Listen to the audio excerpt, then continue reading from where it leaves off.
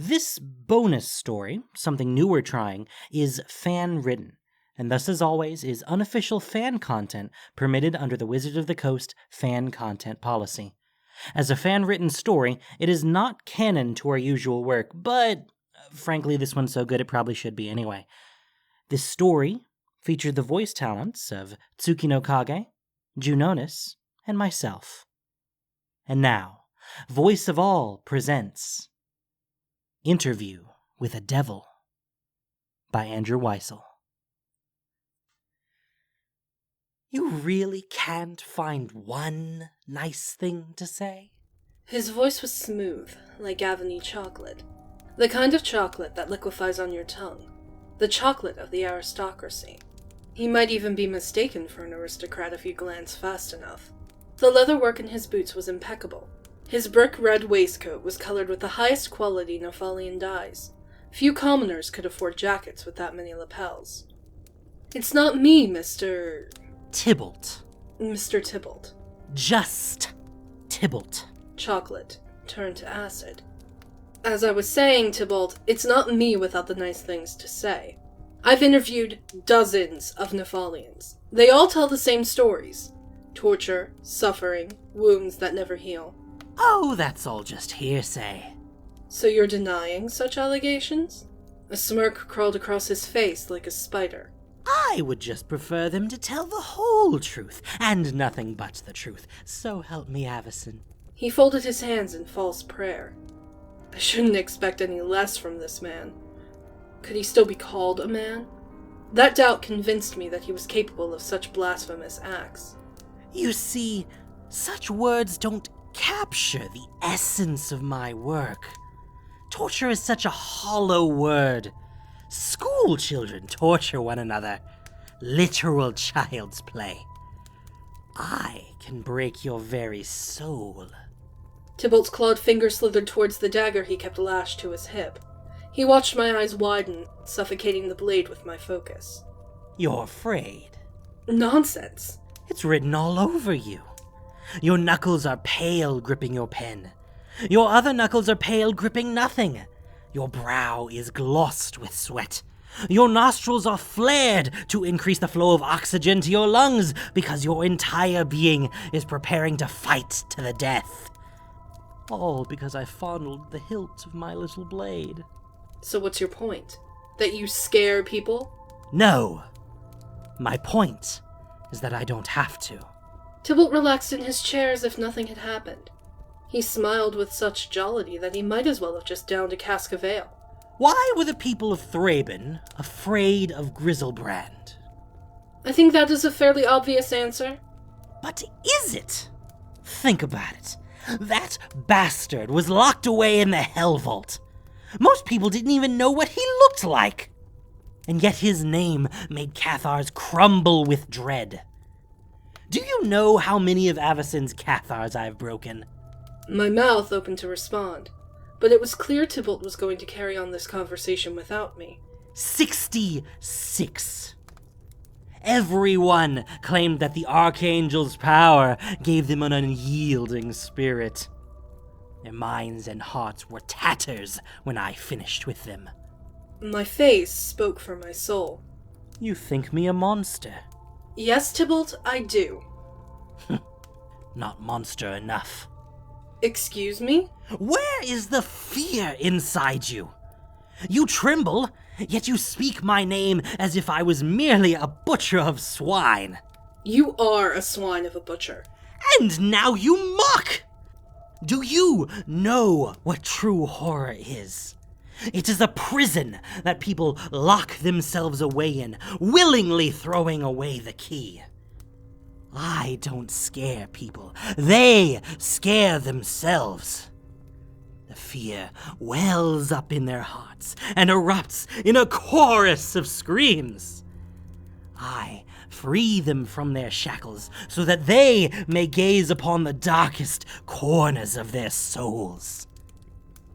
I am a liberator. Your victims are hardly what I'd call liberated.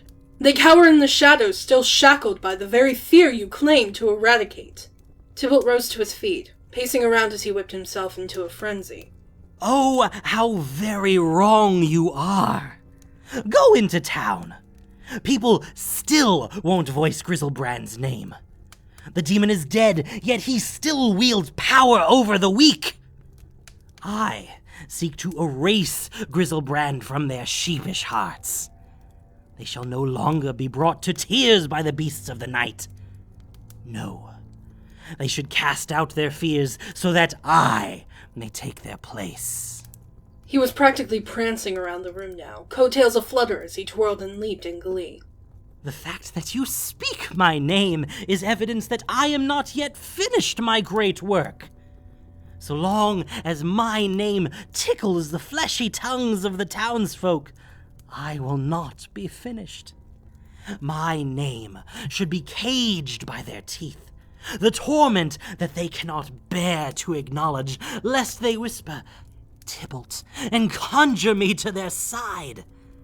When storms roll in from the Cape, I want those pathetic cretins to see my face in the clouds and run for their little homes with their little children and cry and cry and cry. So that's why you sought me out? To get me to spread stories of your despicable acts? To sow terror in all of Innistrad? Tibalt froze. His maniacal dance halted mid-waltz. Well, when you put it that way, it sounds so vain. You don't seem like a stranger to vanity. Oh, I suppose that's true. He meandered back towards his chair, flopping like a rag doll into its arms. You know, you don't scare as easily as I thought you would. I've seen my share of catastrophes over the last few years. Oh, but the real catastrophe happened long ago, didn't it? You see, ever since I sat down with you, I've had a spell working on unraveling your memories. It was so cold that night. Your cute little button nose was almost frozen. How did you know? It was her first transformation. You went out with your brother to gather mushrooms for dinner.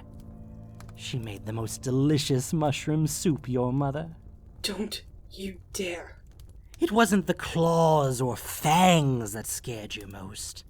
It wasn't even her cold, soulless eyes, those empty animal eyes that erase the humanity from a lycanthrope's face. The heat of her panting on your face put you over the edge. Better to freeze to death in the Kessig wilderness than to be swaddled in the breath of your monster of a mother. Your brother's blood thawing on your frigid face. The inferno that erupted when your father turned murderer threw his torch at her. They told you that he had come in the nick of time, but you knew that those were empty words. I jumped as Tibalt's smoldering breath strangled my neck. When had he gotten behind me? You wish he was a few moments slower, so that you would have been slaughtered too. Salvation is a burden too heavy to bear, isn't it? His nails plowed my skin.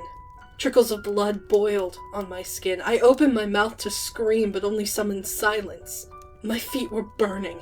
I writhed, but his lithe fingers held me down like iron manacles. The heat welled up inside me, threatening to drown me if I dared take a breath. And then it was over. I don't know how many hours it took for them to find me. The angel had crashed through my roof, a waning moon snickering down at me. Her touch was soft but cold. I was drenched with sweat. An inquisitor knelt beside the angel, silver armor glittering in the night. You are lucky to be alive.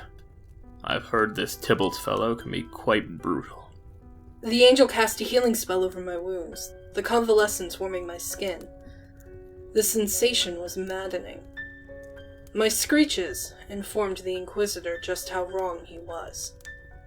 I had met the fiend blooded, and I had been broken.